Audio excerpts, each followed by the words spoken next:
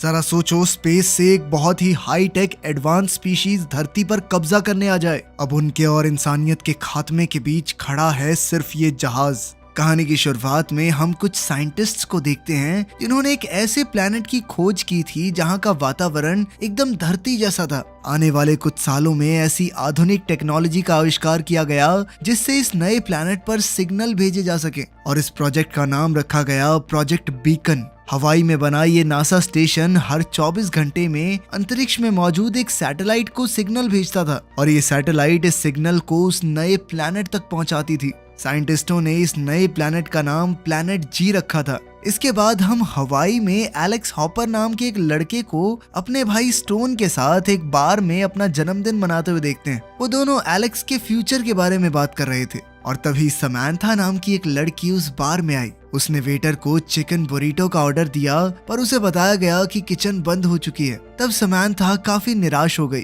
क्योंकि वो अभी अभी काम से आई थी और उसे जोरों की भूख लगी थी। उसी समय एलेक्स उठकर समैंथा से बात करने गया। अब उसे खुश करने के लिए एलेक्स ने सड़क की दूसरी तरफ मौजूद स्टोर से चिकन बुरीटो लाने का फैसला किया, मगर जब तक एलेक्स वहां पहुंचा वो स्टोर भी बंद हो चुका था। लेकिन एलेक्स इतनी जल्दी हार मानने वाला नहीं था, इसीलिए उसने पीछे के दरवाजे से स्टोर में घुसकर चोरी करने का फैसला किया। उसने स्टोर में जाकर फ्रिज से बुरीटो निकाला और माइक्रोवेव में गर्म किया, लेकिन ये सब सिक्योरिटी कैमरास में रिकॉर्ड हो गया और कुछ ही पलों में पुलिस उसे पकड़ने आ पहुंची। पर एलेक्स उनके चंगुल से बचकर समैंथा को बुरीटो देने के लिए दौड़ा, लेकिन इससे पहले कि वो समैंथा तक पहुंच पाता, अचानक पुलिस ने उस पर स्टन गन चलाकर उसे नीचे गिरा दिया। हालांकि समैंथा वहां का माहौल देखकर काफी डर गई, पर मन ही मन में उसे एलेक्स की बहादुरी काफी पसंद आई। फिर अगली सुबह हम देखते हैं कि एलेक्स का भाई उसे कल रात के कारनामे के लिए डांट रहा था। दरअसल एलेक्स और स्टोन दोनों यूएस नेवी में काम करते थे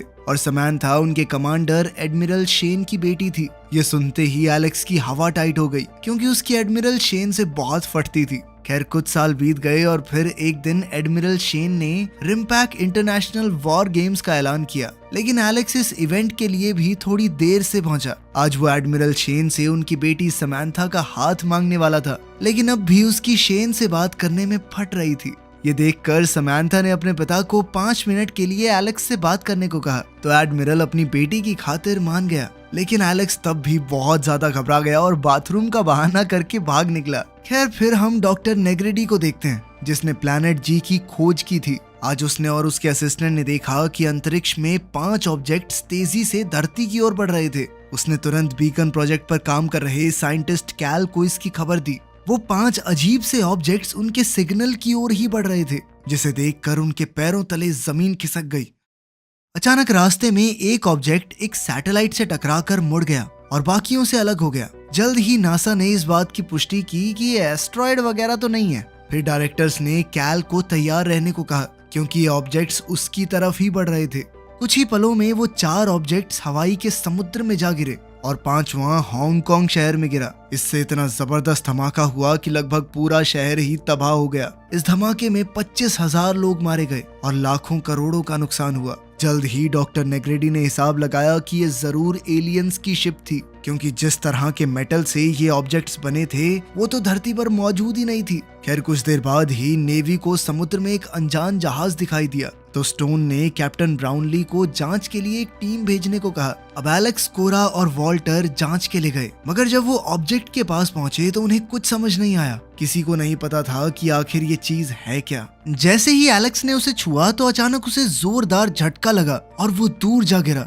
जैसे ही उसके साथियों ने उसे बचाने की कोशिश की तो उसी समय उस ऑब्जेक्ट से जोरदार ऊर्जा की रोशनी निकली, जिसके बाद उसके चारों ओर एक सुरक्षा कवच बन गया। अब ना तो कोई इस कवच के अंदर जा सकता था और ना ही इससे बाहर। साथ ही सभी सिग्नल्स भी कट गए थे, जिस वजह से सेलर्स बेस पर अपना मैसेज नहीं पहुंचा पा रहे थे। उसी समय हम देखते हैं कि एक फाइटर प्लेन तेजी से ऑब्जेक्ट की ओर बढ़ रहा था, पर अचानक सुरक्षा कवच से टकराते ही उसके टुकड़े टुकड़े हो गए। इधर वॉल्टर ने इंजन चालू करने की कोशिश की, पर अचानक उसके सामने एक भारी भरकम रोबोट उठ खड़ा हुआ और उसने इतनी जोरदार आवाज निकाली कि सैकड़ों मील दूर मौजूद सेलर्स ने भी दर्द से अपने कान बंद कर लिए। अब उन्होंने इस ऑब्जेक्ट पर बमबारी करनी शुरू कर दी, पर इस रोबोट ने उन पर वापस कई बॉम्ब से हमला किया। इधर वॉल्टर ने जैसे तैसे बोट चालू की और अब वो बेस शिप की तरफ बढ़ रहे थे। पर तभी कोरा ने अपनी मशीन गन से रोबोट पर वार किया। अब सभी शिप्स मिलकर रोबोट पर हमला करने लगी, पर तभी स्टोन की शिप में जबरदस्त धमाका हुआ जिससे वो बुरी तरह तबाह हो गई। एलेक्स ने अपने भाई और बाकी साथियों को अपनी आंखों के सामने मरते देखा। इस हमले में कैप्टन ब्राउनली और उसके असिस्टेंट की भी मौत हो गई थी। अब इस ऑपरेशन की जिम्मेदारी एलेक्स के कंधों पर आ गई थी, तो उसने पूरे जोर शोर से रोबोट पर धावा बोलने का फैसला किया। पर फिर उसकी टीम के काफी कहने के बाद एलेक्स ने वापस मुड़कर जापानी सोल्जर्स की जान बचाने का फैसला किया। पर कुछ ही पलों में उस रोबोट ने भयंकर मेटल डिस्क्स निकाली ताकि वो आइलैंड पर मौजूद नेवी बेस को तबाह कर सके।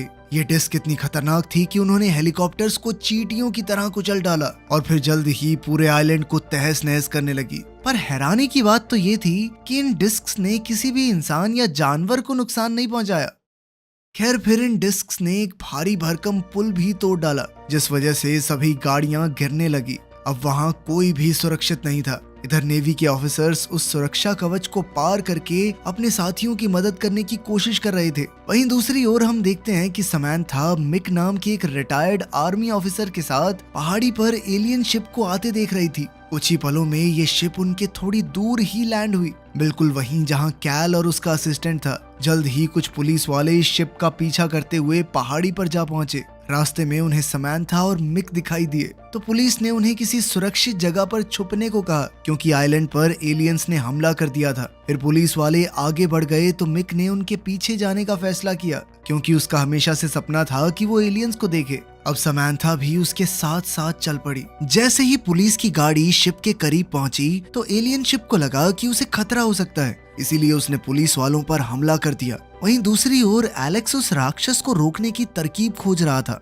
क्योंकि अब वो अपनी शिप का कमांडर था। पर सच तो ये था कि उसे युद्ध का बिल्कुल भी तजुर्बा नहीं था। उसी समय वॉल्टर ने वहां आकर एलेक्स को अपने साथ चलने को कहा। जब वो दोनों कंट्रोल रूम में पहुंचे तो उसने एक एलियन देखा जिसे उसके आदमियों ने समुद्र से निकाला था। जैसे ही उनकी टीम ने एलियन का हेलमेट उतारा तो खुलासा हुआ कि वो भी इंसानों की तरह ही दिखते थे। पर जैसे ही एलेक्स ने फ्लैश उसकी आंखों में मारी तो अचानक उस एलियन ने मुड़कर एलेक्स की गर्दन पकड़ ली। उसके साथियों ने उसकी मदद करने की कोशिश की, पर उसी समय बाकी एलियंस ने शिप पर हमला बोल दिया। अब उन एलियंस ने सबसे पहले अपने साथी को छुड़ाया और अपनी शिप में बैठकर निकल गए। मगर एलेक्स को एहसास हुआ कि उनकी शिप पर अब भी कुछ एलियंस मौजूद हैं। अब वो सभी उनकी तलाश में जुट गए कि अचानक से वॉल्टर के सामने एक एलियन आ गया और उसने अपने साथियों को तुरंत वहां से भागने को कहा। वॉल्टर ने देखा कि ये एलियन उसे नुकसान पहुंचाने नहीं आया था, बल्कि उसका मकसद सिर्फ पावर जनरेटर्स को तोड़ना था। लेकिन अगर ऐसा हुआ तो ये शिप यहाँ से वापस नहीं जा पाएगी। अब इसे रोकने के लिए वॉल्टर ने लोहे के सरिये से उस एलियन पर हमला बोल दिया, जिसके बाद एलियन ने भी उस पर एक के बाद एक वार शुरू कर दिए। उसी समय एलेक्स उसकी मदद के लिए आया, लेकिन एलियन ने उसका हथियार छीन लिया और उसका काम तमाम करने को तैयार हो गया। पर तभी ऐन वक्त पर कोरा ने वहां आकर एलियन का ध्यान भटकाया। फिर एलेक्स ने कोरा को कंट्रोल रूम की ओर भागने को कहा ताकि एलियन भी उसके पीछे बाहर निकल जाए। जैसे ही वो कंट्रोल रूम में पहुंची तो वो समझ गई कि एलेक्स का असली प्लान क्या था। एलेक्स उस एलियन को बाहर तोप के सामने ले आया था और कोरा ने मौका मिलते ही एक पल में उसके चीथड़े उड़ा दिए।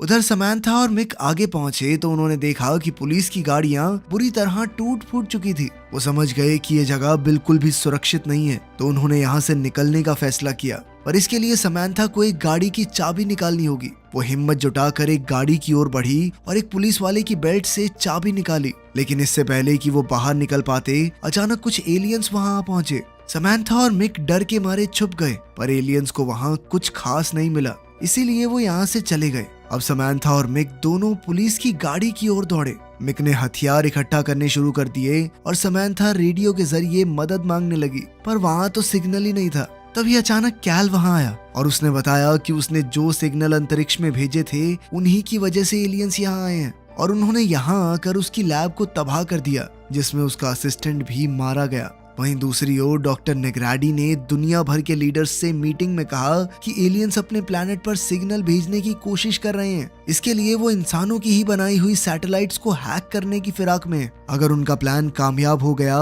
तो धरती पर इंसानों का नामो निशान भी मिट सकता है। उधर जिमी ने एलियंस से मिला हेलमेट पहन कर देखा तो उसे एहसास हुआ कि ये धूप को पूरी तरह से ब्लॉक कर देता है। उसने तुरंत एलेक्स को इसके बारे में बताया। जिमी के पास एक छिपकली थी और उसने देखा कि एलियंस की आंखें इनसे मिलती जुलती हैं। तब उसने हिसाब लगाया कि छिपकली की तरह एलियंस भी धूप में नहीं रह पाते। उधर दुनिया भर में एलियंस के हमले की खबर आग की तरह फैल गई थी और सभी सरकारों ने मार्शल लॉ लागू कर दिया था। इसके बाद हम देखते हैं कि नगाडा और उसके साथ ही एलियंस की शिप का पता लगाने की कोशिश कर रहे थे। जल्द ही उन्होंने एलियन शिप्स को ट्रैक करने का तरीका निकाल लिया और अब उन्हें पता चल पा रहा था कि आखिर कौन सी शिप आगे बढ़ रही है और अब वो इसके मुताबिक हमले की तैयारी कर सकते थे। मगर वो एलियंस भी कम शातिर नहीं थे। जैसे ही उन्हें भनक लगी कि उन पर नजर रखी जा रही है तो उन्होंने ऐन वक्त पर अपना रास्ता बदल दिया। उधर पहाड़ी पर समांथा ने कहा कि ट्रांसमीटर्स को नष्ट करना होगा ताकि एलियंस अपने प्लेनेट पर सिग्नल ना भेज सकें।